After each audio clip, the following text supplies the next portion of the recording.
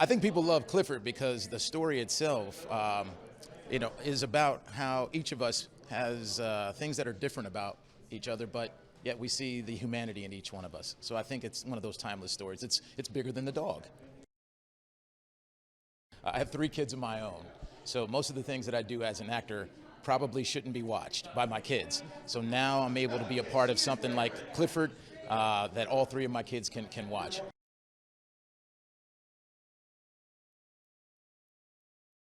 New York, obviously, just to be able to shoot here is one of the best cities in the world.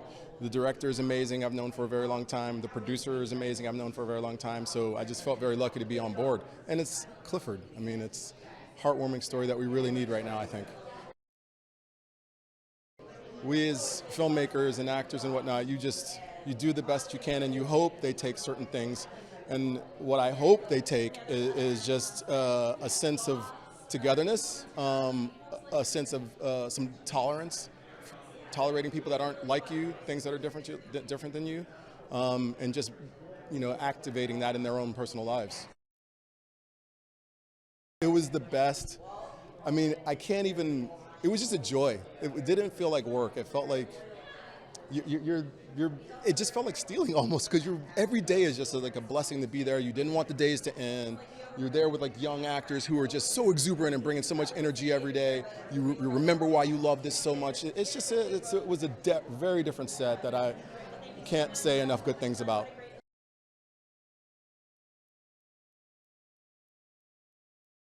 Goodness doesn't relent. I think that's the story of who Clifford is. Do the right thing, the hard right thing, continuously, no matter what state in life you are, and you will prevail.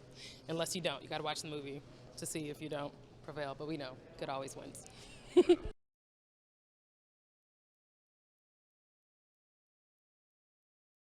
The experience with working with a big CGI dog, I mean, it was a first time working with CGI in general, and first time working on green screen. And so it was definitely an experience for me, and I definitely learned a lot from that. Darby Camp, she was a big inspiration, and one of my friends, Jack Whitehall, he helped me a lot. He was a really good comedian, he's hilarious. And all the other SNL actors, they're really funny. I mean, honestly, they taught me a lot, and I definitely learned a lot. The character I played was Owen Yu. He's a very careful and kind and caring person.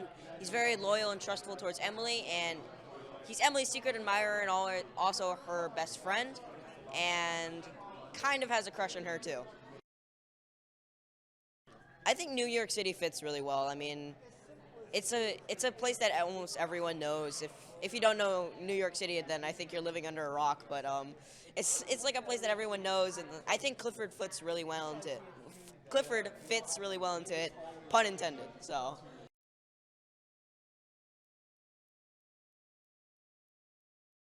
New York is, for me, is the cultural center of the Western world.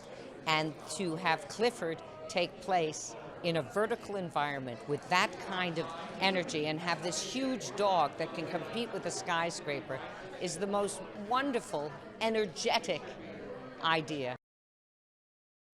What's timeless about the book are the values in the book, and that's relationship. And also the endorphins that a good dog seems to release in human beings. It's about overcoming the obstacles of being different, of being too big and too red, and thus scary to people because you're the other as opposed to what's expected, and how nonetheless the dog and his little mistress succeed.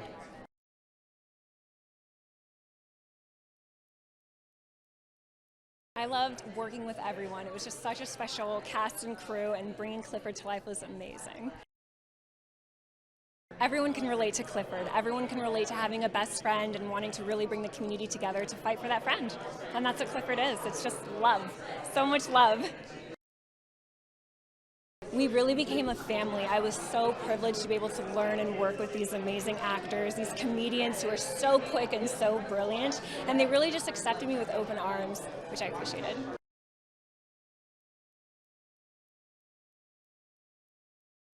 I think it's a really special look at family, for one thing, and at You know, Clifford, I think, for Emily is such a huge step. It's sort of a coming-of-age story. She's very young, but it's a sweet look at her sort of finding herself, I think, through this dog, and she really, I think she finds a way to connect in a way that she hadn't before, because she felt so isolated in this school, you know, because of people like Florence, you know. So I think that was really a sweet way to watch her sort of grow up and find who she is.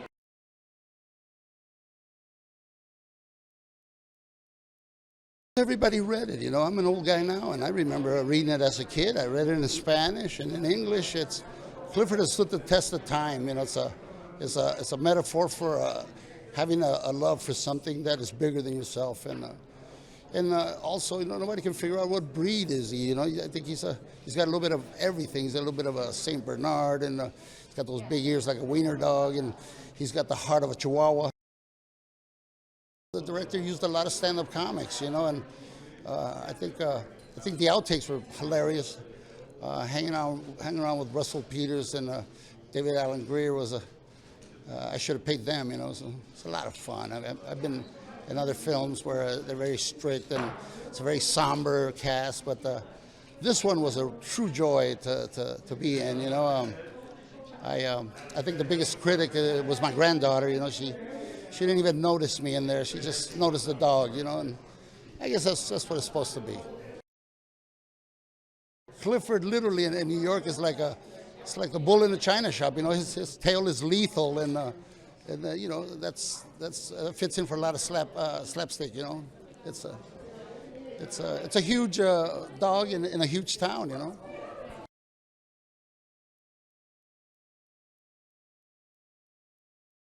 This film is so iconic. I mean, all generations love it. It's been around for so many years. I really am just honored to play this character, and I think my favorite part is bringing everyone's childhood to life. I think everyone loves Clifford because, I mean, he's a giant red dog. It's very unique. I mean, there's no one else like that. And so, I mean, your childhood is so important to everyone, that Clifford being there for basically all of it. I mean, he's this character in a book that people's parents read to them, your loved ones read to you, and I think he's just so important to everyone because of that. It's perfect for the holiday season. I mean, it's a family movie and everyone loves it, and it's heartwarming, but there's also that bit of comedy, and I think you're going to walk away just glowing coming out of the movie theater. New York City is basically a character in this film. I mean, it's perfect for Clifford. I mean, it's a big city for a big dog, and there's just so many adventures in this film. I mean, running around New York City, different places. They're going to light up the Empire State Building red, and I'm just so honored and excited. I mean, this is a huge part of, you know, the press for this film. I mean, that Empire State Building is a big deal, so I'm just nervous, but mostly excited.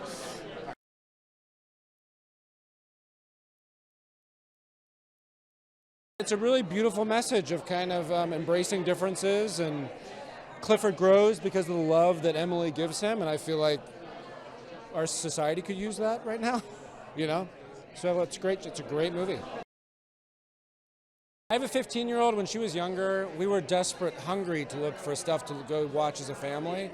So this is the perfect time. Like, people want to get together. They want to kind of experience something together, and this is definitely the movie to do it. Darby is like, I was super impressed with Darby, who plays the lead, Emily Elizabeth. I was not that mature at that age, and she just handled it beautifully. And also Jack, we met recently, he's super funny. John Cleese is in this. I grew up on Monty Python. I mean, so that was very exciting, very exciting.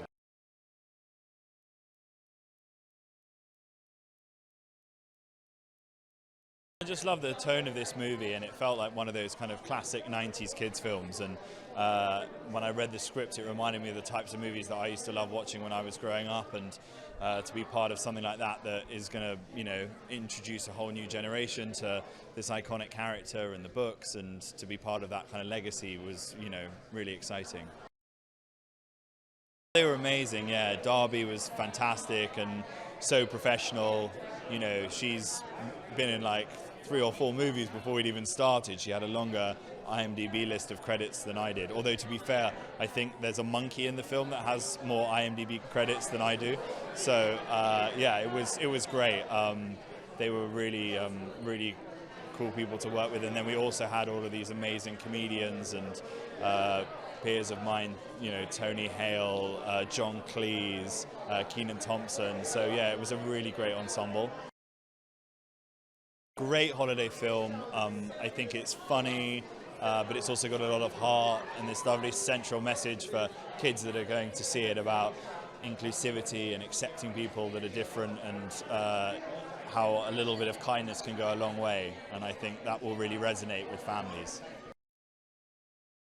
Yeah, I mean, I couldn't imagine it anywhere other than New York. New York's such an integral part of the film and is very much like a character within it, and felt so fortunate to get to be able to film in all of these amazing locations around Manhattan and these iconic spaces. And I think it really, you know, lends to the kind of magical, timeless quality that the film has.